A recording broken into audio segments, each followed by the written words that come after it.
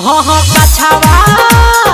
कछावा न चुई रोज दी डीजे राजू चुई रोज दी चुई चुई चुई कछावा हाँ हाँ नीचावा न चुई रोज दिन ए भौजी हाउ कोई लकीली ए भौजी हाउ कोई लकीली हाँ हाँ कछावा न चुई रोज दिन ए भौजियों में हुर लरुई ए भौजियों में हुर लरुई हाँ हाँ नीचावा न चुई रोज दिन ए भौजी हाउ कोई लकीली ए भौजी हाउ कोई लकीली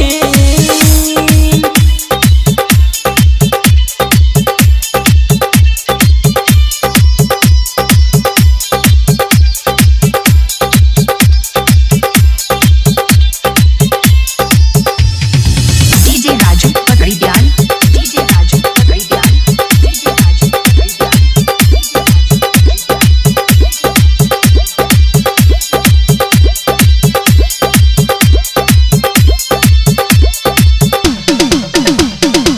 हाँ हाँ करी ना भौजी तोरा हानि ना बढ़ी परेशानी जे बात कहतानी हो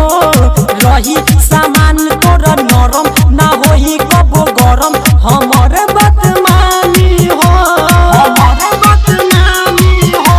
ए हो हाँ करी ना भौजी तोरा हानि ना बढ़ी परेशानी जे बात कहतानी हो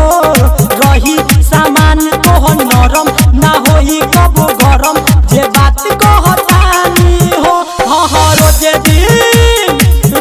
दिन रहेलू मलिन ए भौजियों में हुर लरुई ए भौजियों में हुर लरुई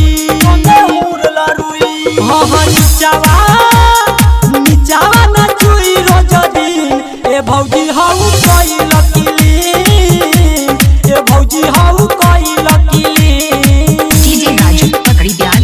डीजे राजू पकड़ी ध्यान डीजे राजू पकड़ी ध्यान डीजे राजू पकड़ी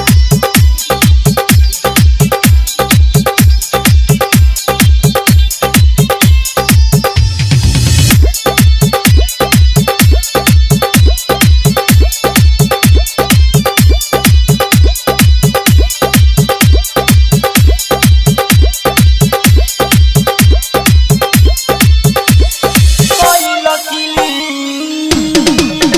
हाँ हाँ करो तू देहिया पर गाइड होई जइबू टाइट चुई ना पसीना हो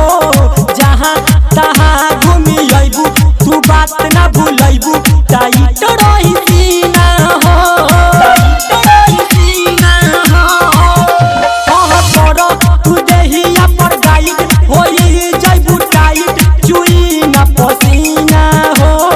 जहाँ तहाँ घूमी अइबू तू बात ना भूलइबू टाइट रही सीना हो राइटर रामा बाबू करे फील ए भौजियों में हुर लरुई ए भौजियों में हुर लरुई हाँ हाँ नीचावा न चुई रोज दिन ए भौजी हाउ कोई लकीली ए भौजी हाउ कोई लकीली हाँ हाँ कछावा न चुई रोज दिन ए भौजियों में हुर लरुई